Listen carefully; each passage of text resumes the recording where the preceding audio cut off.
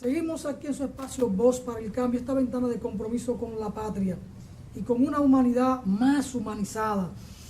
Conversando aquí con don Jacinto Ascensión y don Narciso Conde de política internacional. De refilón así se tocaba el tema Venezuela y Narciso hacía referencia a un trabajo de Jorge Weinstein, un académico, un revolucionario argentino, y cómo la dominación opera y el tema mediático. Hay un político socialdemócrata, diría yo, pero quizá de la izquierda de la socialdemocracia norteamericana, Bernie Sanders, quien dijo hace poco lo siguiente, refiriéndose al tema Venezuela. Dice, y esto es un pensador norteamericano, un político norteamericano que hace poco corrió por la candidatura presidencial en su partido, el demócrata en Estados Unidos, y no sé qué pasó ahí, que Hillary Clinton le llevó ventaja y fue la candidata. Dice Bernie Sanders, todavía hay millones de personas en el mundo que siguen creyendo que la crisis que padece actualmente Venezuela es por culpa de Nicolás Maduro y no del brutal bloqueo económico impuesto por Estados Unidos por no acceder a entregar su petróleo y recursos naturales. Pero así son los medios de comunicación, te hacen odiar al oprimido y amar al opresor. Esto es duro, Narciso, claro, sí. Viniendo de un hombre público de Estados Unidos. Claro. Quien pudo ganar las elecciones, si los Clinton no le hacen lo que le hicieron. Porque le hicieron trampa. Pero claro que sí, todo tipo de trampa. Y allí hacen trampa. Ese le ganaba, ese es el que le podía ganar a Trump, porque Trump se montó sobre el descrédito de la política tradicional. Y Bernie Sanders venía también cuestionando el establishment. Pero era la izquierda y la extrema derecha. La izquierda moderada. Pero una socialdemocracia avanzada, el tipo de planteamiento que hacía. Lo que te indica que pese a estos nubarrones, no es que todo está perdido, porque uno puede dar la sensación cuando explica la característica del poder imperial de hoy, su capacidad destructiva y todo eso. No, mira, no han podido derrotar Venezuela, no han podido derrotar Cuba. Impusieron a Macri y ahora la crisis es mayor en Argentina. Y la resistencia va a ser mayor y la salida va a ser más radical, en perspectiva. Y Brasil igual. Fíjate que hasta con todo el tema de evidentes responsabilidades de Lula en todo este tema de Odebrecht, sin embargo, Lula está por encima en términos de candidatura de todos ellos, porque en fin de cuentas, las fórmulas de derecha y de ultraderecha en América Latina terminan desinflándose rápidamente, porque el anhelo de cambio es otro. Yo creo que eso que pasó recientemente en Honduras, y vuelvo sobre Honduras, ese nivel de movilización y de resistencia, relanzando lo que se hizo contra el golpe a Zelaya, ahora contra el fraude, te indica la potencialidad que hay en ese país. Pero es un país pequeñito en Centroamérica, ¿tú entiendes? Cercado, con una base militar. Es decir, en la medida todo esto se expanda, se rearticule, da otro producto. Yo no creo que los seres humanos se suiciden y se van a quedar de brazos para que lo maten. No. Esto va a generar contradicciones profundas, porque tiene que ver con la existencia misma del ser humano y del planeta. Aquí estamos frente a su vocación de libertad, a una crisis civilizatoria, es decir, la crisis capitalista ha devenido en una crisis de existencia de la humanidad, que puede prolongarse X cantidad de años, ¿no? Como también puede dar lugar a situaciones de viraje y de cambio. Lo que pasó recientemente en Europa, en Portugal, en Grecia, todo eso te indica que hay un fermento, que estamos en pelea, que los ciclos se dan así, con altas y bajas, y que estamos ahora en América Latina con una ola de derecha fuerte que ha revertido procesos que eran insuficientes también y que tenían sus propias debilidades. Yo creo que en Venezuela el gran acierto de los últimos tiempos fue el tema de la constituyente. Porque el tema de la constituyente tiende a cambiar el sistema político agotado, la institucionalidad que en gran medida tradicional reprodujo también el proceso constituyente anterior. Y esto le ha dado energía a la población. Falta, me parece a mí, profundizar la acción de confiscación de los bienes y de control del comercio exterior y del sistema financiero. Porque ese sistema financiero que da todas esas posibilidades de bloqueo, de distorsión, de sabotaje económico, que se lo atribuyen a Maduro, como dice José, cuando es un programa, es un plan desestabilizador. Y no es que no haya problemas en términos de ese Estado, y que no haya corrupción, que no hay problemas de ese tipo, ¿no? Y hay debilidades y vacilaciones en términos de la radicalización de los cambios. Pero oye, lo ominoso que es una opción como la mesa de unidad, como le llaman en Venezuela. Eso es la mafia en el poder. Eso es la mafia en el poder con Estados Unidos de tutor, para saquear todos esos recursos naturales que no son solo petróleo y gas, minerales estratégicos, biodiversidad, fuente de agua. Ese es el gran propósito del imperio y eso hay que impedirse. Eso hay que impedirse. ¿Qué pasará en las elecciones ahora? Ya la ONU se pronunció que no va a supervisar, que no le interesa, pero también me imagino que todo lo que tiene que ver... Claro, ¿qué es lo que está pasando? Que la correlación de fuerza cambió, que evidentemente la derecha está a la defensiva ahora mismo, que el régimen tomó la ofensiva, que hay un pueblo radicalizado, no le dieron una derrota aplastante en las gobernaciones y en las elecciones, van a ganar las elecciones presidenciales, la van a ganar, el chavismo la va a ganar las elecciones presidenciales, y por eso todo estos mecanismos que están haciendo es bloqueando para decir, no, esto fue un fraude, esto fue... En Venezuela siempre se dijo, y es el país que más elecciones ha tenido en los últimos años, que era uno de los sistemas electorales menos vulnerables a los procesos de fraude. Entonces ahí no pueden alegar el tema de fraude. Pueden decir, ¿y las ventajas en los medios de comunicación? Mentira. La mayoría de los medios de comunicación masivos están en manos de la derecha. Y por ahí se dice todo lo que ellos quieren. Nadie ha visto una gran manifestación reprimida. ¿Quién ha sembrado la violencia en la calle, el terror en la calle? Lo que pasa es que, por ejemplo, es una de las batallas, uno de los desafíos que nosotros han cambiado aquí la conducta colectiva frente a Venezuela, los grandes medios de comunicación. De un pueblo que respaldaba a Chávez y a todo esto. Ellos han satanizado a Maduro y han creado un nivel de falsa imagen de lo que es Venezuela, presentando a la oposición como una oposición democrática. Y es una oposición incluso terrorista, vinculada a todo lo peor de Estados Unidos. Pero bueno, así son las luchas de desigual y esos son los factores que hay que enfrentar. Es como aquí el otro tema también, en que ellos impusieron una línea con el tema. Yo creo que se le comienza a revertir con el tema dominico-haitiano. Se le comienza a revertir, porque eso es ominoso también. Y lo van a usar para impedir los cambios en el país.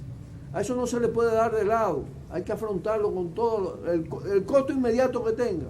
O dice, no, enfrenté ese problema, es que la mayoría está... No, si se sigue acumulando más mayoría, tú lo tienes que enfrentar y desmontar con la verdad. Es como lo de Venezuela. Una cantidad de comunicadores, incluso de gente que se dice progresista y avanzada, entrando de esa manera a Venezuela y hablando bien de la oposición venezolana. Eso es inadmisible. Vamos a debatir estos temas por todas las brechas que sean necesarias. Yo quería aprovechar a Narciso, tantos años esperando de que México pueda lograr un cambio.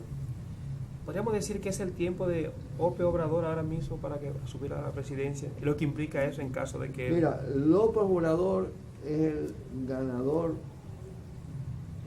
de las elecciones, lo que yo no sé si lo dejen ganar. Es decir, de todas sería la tercera vez que gana las elecciones. Ahí viene el tema, ahí viene de nuevo el tema, ¿no? Es decir, cómo los pueblos vuelven y se levantan de alguna manera y buscan una manera de darle una respuesta y superar una situación enojosa, terrible, indignante. Todos los indicadores que López Obrador puede ganar las elecciones. Ahora, la maquinaria de fraude mexicana es una vaina terrible. Los niveles de violencia que hay en ese país, ¿qué van a hacer con esos resultados? Hay que poner la cara hacia México. Porque además eso, es decir, me estaba diciendo Luis Suárez Salazar, que conversando con uno de los investigadores en las ciencias sociales en México, le decía que había levantado un mapa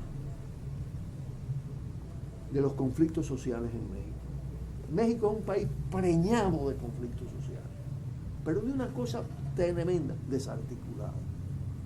Aquí viene todo el tema de la articulación y de la fuerza de articulación y conducción de los procesos.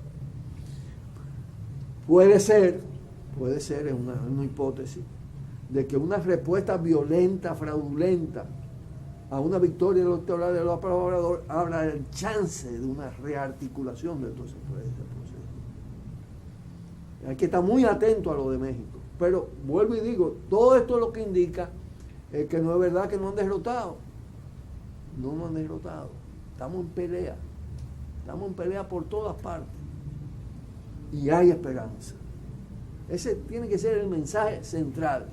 Y además, quedarse con los brazos cruzados es sencillamente suicida. Lula en Brasil dice: si me meten preso me convierten en héroe, si me matan me convierten en mártir, y si no, voy a ser presidente. La posibilidad de Lula, el cuadro Brasil-Lula. Bueno, si tú lo mides también por las encuestas y el conteo electoral y todas estas cosas, Lula está ganado. Porque el tema lo que tiene es cifra mínima de 2%, 3%, 4% de las encuestas. ¿Y usted me aspiraría a ser candidato presidencial? Pero te digo, para que tú compares. Ese fue el que desplazó a Dilma. Sí, con un 5%. Y mira dónde está. Es decir, porque los pueblos tienen olfato, se dan cuenta. En un momento determinado, cuando están insatisfechos, porque ciertamente el PTD llegó a un punto en que frustró esperanza y expectativas, la frustró. Pero cuando ve venir realmente, porque no es lo mismo como se dice, llamar al diablo que verlo llegar. Cuando llega el diablo, ahí viene la contrarreacción. Ahora vuelvo a lo mismo. Yo en particular creo que es muy importante la renovación de los liderazgos. Y si tú quieres, la radicalización de los liderazgos.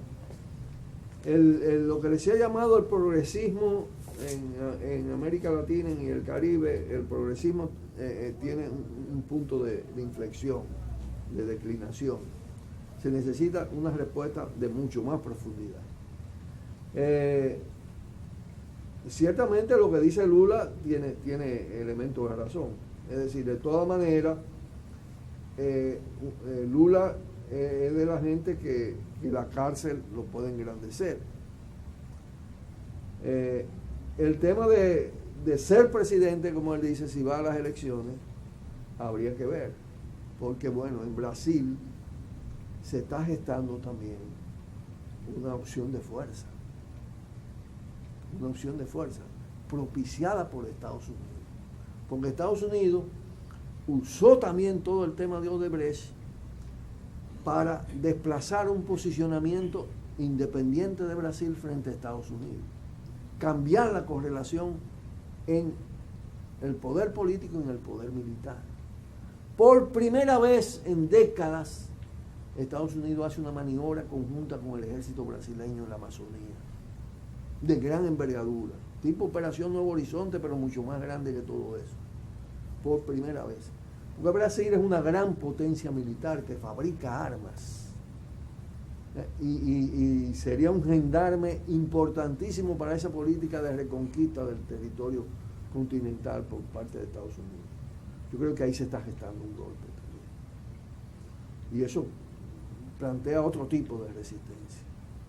Es que hay que ver la esencia y la naturaleza del poder dominante, para darnos cuenta que no se trata simplemente de que va a volver lo anterior, ni lo que se está imponiendo es el neoliberalismo anterior, es una cosa peor, es un neoliberalismo mafioso, duro, radical. Es decir, está demostrado, por ejemplo, en el caso de Argentina, que Macri responde a la mafia calabresa de Italia, a la mafia de la droga calabresa de italiano. El grupo Macri en Argentina son grupos mafiosos apoderándose del poder. Y es un poder con componente empresarial, militar, político, que va a operar, mediático, que va a operar. Entonces hay que prepararse para una resistencia en profundidad.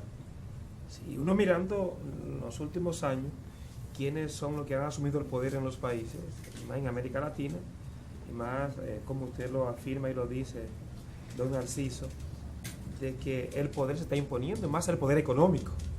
Y el poder económico que también tiene que ver con el poder militar. Es una alianza estratégica que se ha hecho.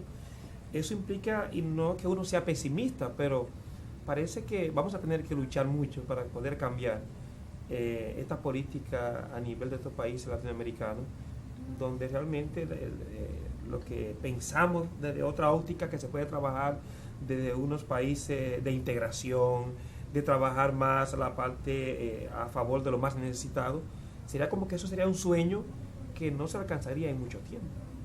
Eso depende.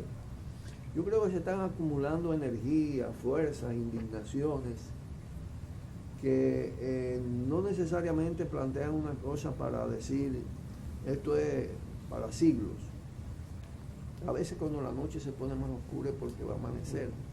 Es un refrán con mucho sentido popular.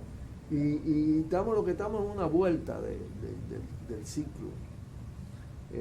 América Latina y el Caribe iniciaron un ciclo a la luz de la ruptura en México, la emergencia del zapatismo, Chávez en Venezuela, el levantamiento de Chávez, luego el tema de Chávez, victoria electoral, y toda esta oleada que tiene una contraofensiva, un contraataque estadounidense, pero al mismo tiempo hay una resistencia, hay una nueva ola de resistencia.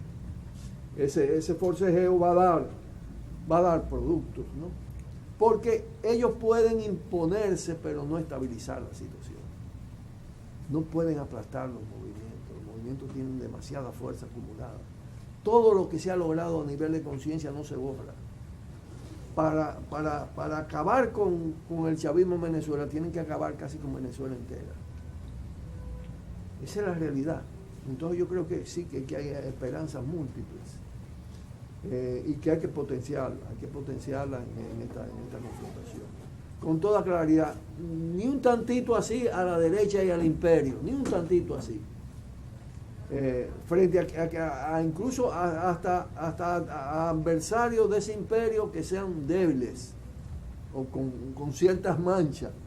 Pero claro, hay que preparar la opción de la esperanza, de la profundidad, de la radicalidad, del cambio profundo, de las nuevas revoluciones para estos tiempos.